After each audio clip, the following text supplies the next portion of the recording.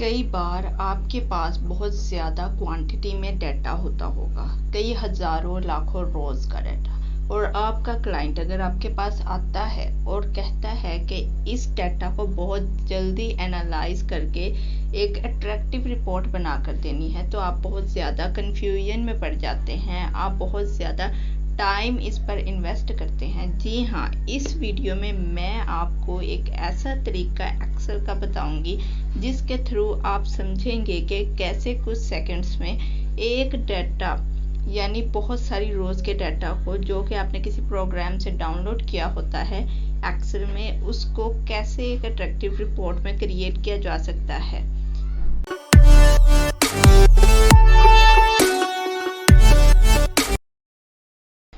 अस्सलामुअलैकुम, welcome to our grow up channel. इस video के थ्रू हम इस फीचर की बात करेंगे जिसका नाम है पिवट टेबल। बहुत ही ज़्यादा अमेजिंग टूल है और ये एक्सेल का बहुत ज़्यादा पावरफुल टूल भी है। सबसे पहले हम डाटा पर नज़र डालते हैं। ये डाटा हमारा 7 कॉलम्स पर मुश्तमिल है और 900 प्लस रोज़ हैं इसकी, यानी डाटा बहुत ही ज़्यादा लेंथी है। तो इसको हमने एनालाइज करना है और इसकी एक अट्रैक्टिव रिपोर्ट जनरेट करनी है। सबसे पहले हम देखते हैं हमारे पास ईयर्स आ रहे हैं, साल आ रहे हैं हमारे पास। तो इसमें हमारे पास 3 साल दिए गए हैं जो कि बार बार रिपीट हो रहे हैं हमारे डाटा में। उसके बाद हमारे पास कुछ महीने दिए गए हैं, उसके बाद 4 स्टोर बताए गए हैं, उसके बाद ग्रुप बताए गए हैं, यानी फ्रूट है, आइसक्रीम है और भी बहुत कुछ है। उसके बाद हमारे पास प्रोडक्ट्स बताई गई हैं। उसके बाद हर स्टोर में इस पर्टिकुलर महीने में कितने यूनिट्स की सेल हुई है और उसके अगेंस्ट में कितना रेवेन्यू जनरेट हुआ है डॉलर्स में, वो बताया गया है। तो चलें इसको हमने इसकी इसको एनालाइज करके एक इसकी अट्रैक्टिव रिपोर्ट जनरेट करनी है। तो पिवट टेबल इस प्रोसेस के लिए बहुत ही ज़्यादा बेहतरीन टूल है। पिवट टेबल बनाते कैसे हैं, चलें देखते हैं। जब आपने डाटा के अंदर किसी भी सेल में किसी भी सेल को सिलेक्ट किया हुआ हो, तो आप लोगों ने जाना है इंसर्ट पर और पिवट टेबल के ऑप्शन को सिलेक्ट कर लेना है। तो हमारे पास कुछ इस तरह का इंटरफेस आ जाता है। ये बेसिकली पिवट टेबल का जो है डायलॉग बॉक्स है। इसमें ये पूछता है कि आपके टेबल की रेंज क्या है, यानी आपका टेबल किस सेल से लेकर किस सेल तक है। तो यहाँ पर एक्सेल ने खुद सेंस किया है और बताया है कि हमारा जो डाटा है वो सेल A1 से लेकर G923 तक है। उसके बाद एक्सेल हमसे पूछता है कि आप लोगों ने पिवट टेबल को कहाँ पर प्लेस करना है। आप लोगों ने कोई न्यू वर्कशीट में रखना है या आपने उसी वर्कशीट में रखना है किसी दूसरी लोकेशन पर। तो नई वर्कशीट पर ही रख लेते हैं। उसके बाद 2013 या उससे आने वाले ऑनवर्ड जितने भी एक्सेल के वेरिएंट्स हैं उसमें ये ऑप्शन आया है कि आप लोग मल्टीपल टेबल्स को भी एनालाइज कर सकते हैं और उसको एक्सेल डाटा मॉडल में भी ऐड कर सकते हैं। इस वक्त के लिए मुझे ये सेटिंग बिल्कुल ठीक लग रही है, इसलिए मैं ओके क्लिक कर देती हूँ। अब जैसा कि आप लोग देख सकते हैं कि पिवट टेबल का एक मखसूस एरिया है कि यहाँ पर पिवट टेबल क्रिएट होगा हमारा, और यहाँ पर कुछ ऑप्शंस दिए गए हैं। ये पिवट टेबल की फील्ड लिस्ट है, ठीक है। अगर हम पिवट टेबल के अंदर सेलेक्ट करेंगे तो हमारी फील्ड लिस्ट नज़र आती रहेगी। अगर हम पिवट टेबल के एरिया से बाहर जाते हैं तो ये गायब हो जाती है। तो आप लोगों ने बिल्कुल भी घबराना नहीं है। आप लोगों ने पिवट टेबल के अंदर क्लिक करना है। ऊपर जो है पिवट टेबल टूल्स जो नज़र आ रहे हैं, यहाँ पर हमारे पास 2 टैब्स हैं, एक डिज़ाइन है, एक है पिवट टेबल एनालाइज, ठीक है। उसके लास्ट पर आ जाना है, थर्ड लास्ट जो ऑप्शन है आप लोग को फील्ड लिस्ट। अगर हम उसको क्लिक करेंगे तो फील्ड लिस्ट गायब हो जाएगी। अगर हम उसको दोबारा क्लिक करेंगे तो हमारी फील्ड लिस्ट वापस आ जाएगी, ठीक है।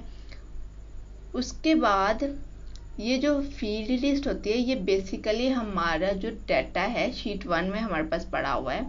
बेसिकली ये जो हमारे कॉलम्स है ना, उसकी हेडिंग्स होती है, रो हेडिंग्स होती हैं, ठीक है। ये होनी लाजमी है, हमारे डाटा के अंदर जो हेडिंग्स होती है वो होनी लाजमी है, ठीक है। उसके बाद अब ये ईयर, मंथ, स्टोर, ये फील्ड लिस्ट है। उसके बाद हमारे पास ये 4 ऑप्शंस आते हैं। ये एरिया है, पिवट टेबल के एरिया हैं, फिल्टर, कॉलम, रोज और वैल्यूज। इन चारों को समझना बहुत ही ज़्यादा ज़रूरी है। सबसे पहला हमारे पास आ जाता है फिल्टर।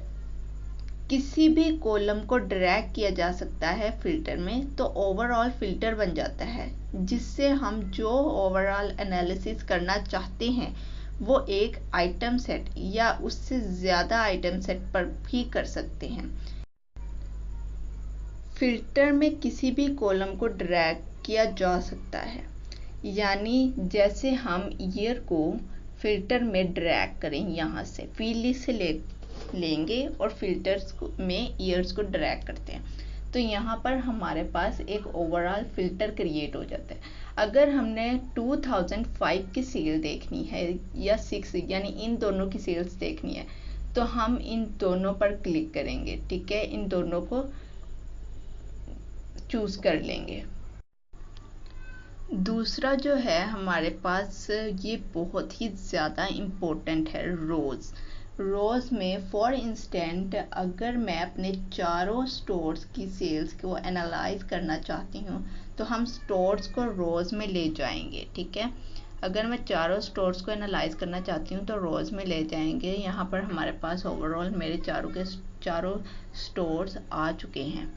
उसके बाद होगा कि वैसे तो हम देख सकते हैं ये हमारा जो टेबल है, जो हमारा डाटा है वो 900 प्लस रोज पर है, जिनमें ये 4 स्टोर्स आ रहे हैं। जो हमारा डाटा है वो 900 प्लस रोज पर मुश्तमिल है, लेकिन उसके जो स्टोर्स हैं वो 4 हैं।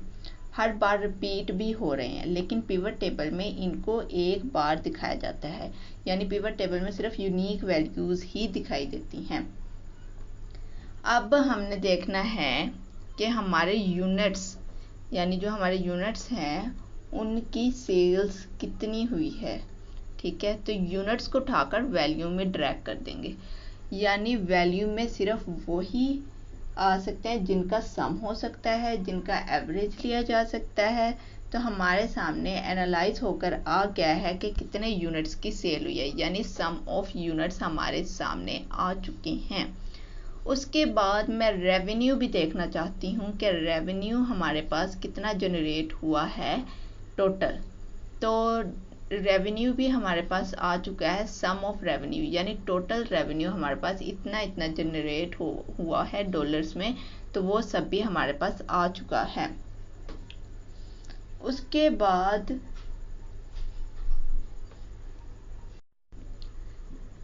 जी, तो हमारे सामने यूनिट्स का टोटल भी आ गया है और रेवेन्यू भी। तो आपने बहुत जल्दी क्विकली एनालाइज कर लिया जो आपके चारों स्टोर्स हैं उनमें कितनी सेल्स हुई हैं, उन 3 सालों में कितनी हुई हैं, किस में कम हुई हैं, किस में ज़्यादा हुई हैं।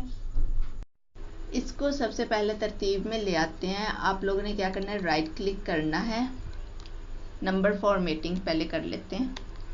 राइट क्लिक करना है, नंबर फॉर्मेट में जाना है, देन फिर आप लोगों ने नंबर पर जाना है, नंबर सेलेक्ट करना है और अपनी मर्ज़ी से कोई भी जो आप लोगों ने रखनी है वो रख सकते हैं। और डेसिमल प्लेसेस में 0 दे देती हूँ ताकि 0 ना नज़र आए, पॉइंट वाली रकम ना आए हमारे पास।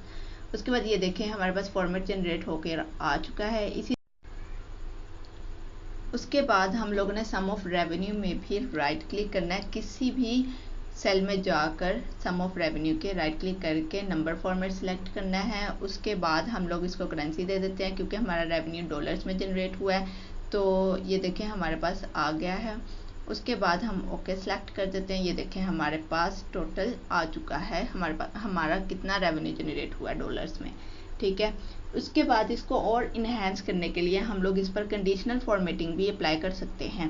कंडीशनल फॉर्मेटिंग अप्लाई करने के लिए आप लोगों ने किसी भी सम ऑफ यूनिट के किसी भी सेल को सिलेक्ट कर लेना है, होम पर चले जाना है। उसके बाद यहाँ पर कंडीशनल फॉर्मेटिंग का ऑप्शन है, इसको क्लिक कर लेना है, न्यू रूल्स में जाना है।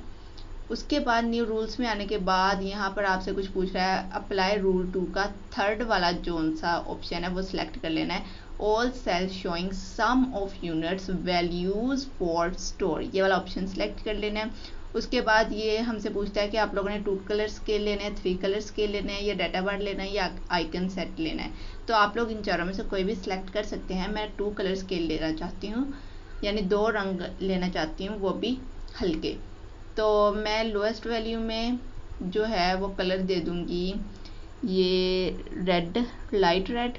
उसके बाद यहाँ पर हाईएस्ट वैल्यू के लिए मैं लाइट ग्रीन कलर दे दूँगी, फिर ओके क्लिक कर दूँगी। ये देखें हमारे पास जो हाईएस्ट वैल्यू है उसका हमारा ग्रीन कलर आ रहा है, जो लोएस्ट वैल्यू है उसका ऑरेंज टाइप शेड नज़र आ रहा है। ठीक है, उसके बाद हम लोगों ने सम ऑफ रेवेन्यू को भी ऐसे ही करना है। इंसर्ट में जाना है, सॉरी होम में जाना है, कंडीशनल फॉर्मेटिंग में जाके न्यू रूल्स में जाना है।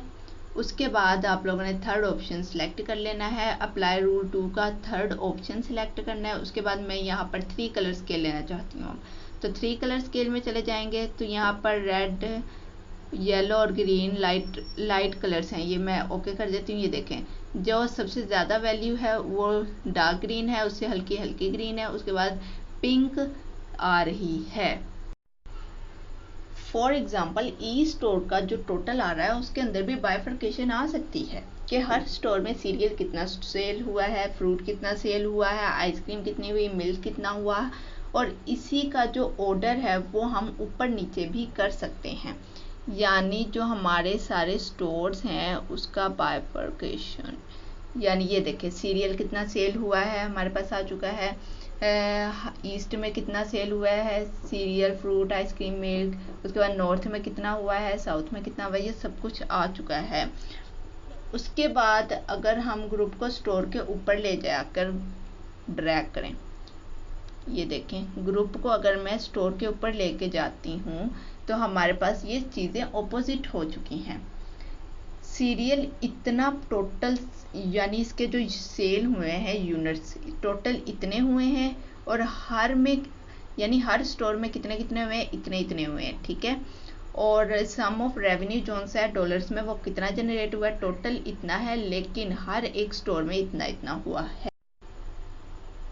अगर हम जो हमारा ग्रुप है उसको, यानी जो हमारा ग्रुप है उसको हम वैल्यू के ऊपर ले जाएं, तो हम देख सकते हैं कि जो हमारे यूनिट्स की और यूनिट्स की जो सेल है वो हमें साइड बाय साइड नज़र आ रही है। देखिए यूनिट्स की सेल, हर यूनिट की सेल साइड बाय साइड नज़र आ। फॉर द टाइम बीइंग हम ग्रुप को वापस स्टोर के ऊपर यानी रोज में स्टोर के ऊपर कर देते। अब हमने पिवट टेबल के जो टूल्स हैं, टू टैब्स हैं इसके जोन से, वहाँ पे जाना है एनालाइज में, और यहाँ पर हमने अपने डाटा को मिनिमाइज और मैक्सिमाइज यानी कोलैप्स भी कर सकते हैं, और इसको हम एक्सपेंड भी कर सकते हैं। जैसे यहाँ पर ये ऑप्शन है माइनस का, कोलैप्स फील्ड है ये, इसको हम कोलैप्स कर देंगे यानी कम मिनिमाइज कर देंगे। उसके बाद अगर हम इसको एक्सपेंड करना चाहते हैं तो इसको हम एक्सपेंड भी कर सकते हैं। जब हम डिज़ाइन टैब में जाएंगे तो हमारे पास ब्लैंक रो का ऑप्शन आता है क्लैरिटी लाने के लिए, तो यहाँ पर अगर हम ये यूज़ करते हैं तो हमारा डाटा थोड़ा क्लियर हो जाता है, रीडेबल हो जाता है, यानी पढ़ने में आसानी हो जाती है। तो डिपेंडिंग ऑन के किस तरह का एनालिसिस आपको करना है, आप अपना पिवट टेबल भी बना सकते हैं, जितना मर्जी बड़ा डाटा हो उसको एनालाइज कर सकते हैं।